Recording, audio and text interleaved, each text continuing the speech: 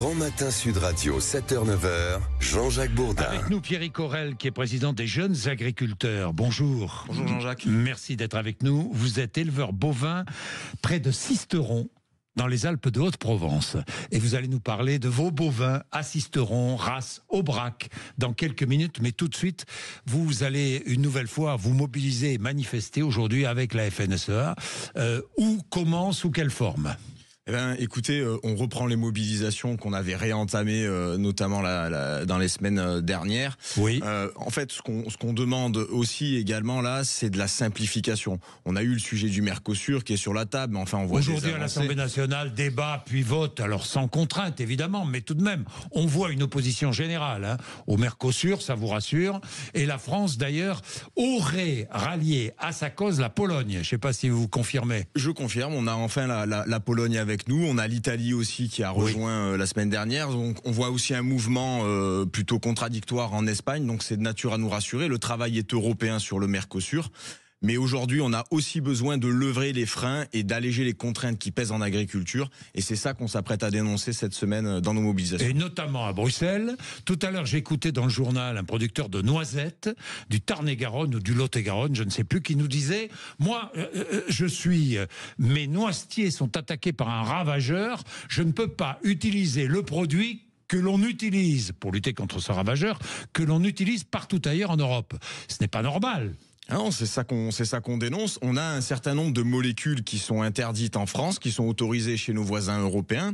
Mais là encore, on a aussi un sujet autour des conditions d'utilisation de ces molécules. Bien souvent, on a des règles plus importantes en France pour limiter l'utilisation de ces produits-là, ce qui fait qu'en fait, on n'est pas compétitif, ne serait-ce que par rapport à nos voisins européens. Vous, jeunes agriculteurs, quelles sont vos premières revendications ? Écoutez, on a un sujet sur le revenu, la compétitivité et finalement l'exercice de notre métier, parce qu'aujourd'hui on est tellement sous contrainte qu'on a du mal à capter du revenu, qu'on a du mal à faire notre métier, et puis plus grave que ça, qu'on a du mal à installer et à renouveler les générations en agriculture. Alors justement, installer, renouveler les générations, il y a beaucoup de jeunes agriculteurs qui ont envie de s'installer aujourd'hui en France. Il y a un certain nombre de jeunes qui sont dans les lycées agricoles, qui sont aussi par ailleurs des fois sur un autre parcours professionnel, qui ont envie de se reconvertir, d'aller vers l'agriculture, parce que ça fait sens. C'est un métier où on travaille avec la nature, on travaille avec les saisons, et ça fait sens. Seulement, il faut redonner de la compétitivité, l'envie et un cap pour l'agriculture française. Alors, parlez-moi de votre métier. Vous êtes au-dessus de Sisteron, si j'ai bien compris. Oui, tout à fait. Je suis dans la vallée de la Durance. Dans la vallée de la Durance, et là, vous élevez des bovins. Des bovins dans la vallée de la Durance, race Aubrac. Aubrac parce que c'est une race résistante. Oui, voilà, c'est plutôt rustique. Ouais. C'est plutôt rustique. Vous avez un gros élevage ? On a une centaine de mères, on fait une centaine de vélages par an. Une centaine de vélages par an. Vous arrivez à vous en sortir ? Vous vendez votre viande où ? Alors écoutez, nous, ça va bien sur l'exploitation, parce que on commercialise une partie des bovins en direct grâce à la proximité d'Aix-en-Provence, Marseille, et voilà.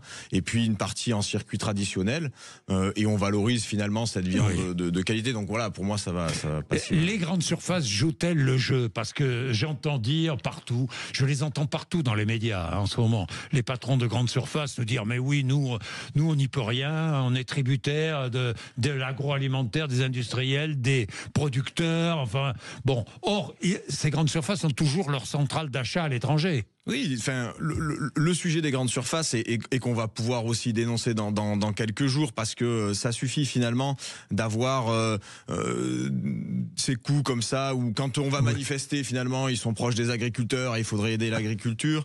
Et puis quand on s'éloigne un peu de tout ça, ils reviennent dans les travers, notamment des négociations et des centrales d'achat, en tout cas à l'étranger. Et quand on approche des négociations, des boxes de négociation comme là c'est le cas, eh ben bon voilà, les agriculteurs, il faudrait s'en rapprocher. Il y a le sujet de la grande distribution, mais il y a aussi le sujet des industriels et des intermédiaires au milieu. Oui. Et il nous faut plus de transparence, plus de clarté là-dedans, et sécuriser le revenu des agriculteurs par l'application pleine et entière des légumes. Je croyais que c'était le propre de la loi Egalim. Je croyais que c'était le propre de toutes les discussions que les agriculteurs ont eues ces derniers temps, ces dernières années. C'est la nature des discussions, c'est pas la philosophie des négociations, tout simplement. C'est ce qu'on a voulu porter dans la loi, mais la philosophie ne s'applique que à ceux qui veulent la respecter. Évidemment. Alors, racontez-nous, vous êtes confronté, vous, éleveurs de bovins dans la vallée de la Durance, à côté de Sisteron, vous êtes confronté à la présence du loup. Alors tout à fait. Racontez-nous ce qui vous est arrivé. Écoutez, ce week-end, j'allais tout simplement, comme tout le monde, jeter mes poubelles, faire mon tri sélectif. Et puis c'était à midi. Écoutez, je sors de chez moi. Donc moi j'ai un parc avec des vaches devant la maison. Et donc en allant sur le chemin des poubelles, aux 500 mètres, il y a 2 loups qui ont croisé mon chemin. Donc je suis resté, tout fait le temps de sortir le téléphone, pour faire une vidéo, tout ça. Oui. Et donc voilà, la présence du loup est avérée. Moi, j'ai des animaux qui vèlent et typiquement les loups peuvent largement attaquer et le veau et la vache qui est en train de véler puisqu'elle est faible à ce moment-là. C'est un problème notamment dans ce qu'on dit aussi dans la simplification pour réguler ces problèmes de prédation qui sont très impactants pour les agriculteurs. Au-delà des pertes, je peux vous dire que c'est très traumatisant quand on arrive et qu'on voit les animaux prédatés. Ça a un côté très émotionnel tout ça. Ben évidemment. Merci beaucoup. Merci beaucoup Pierrick Orel, président des jeunes agriculteurs ce matin sur l'antenne de Sud Radio. Merci. Il est 7h19. Le rappel des titres de l'actualité, Laurie Leclerc. Laurie.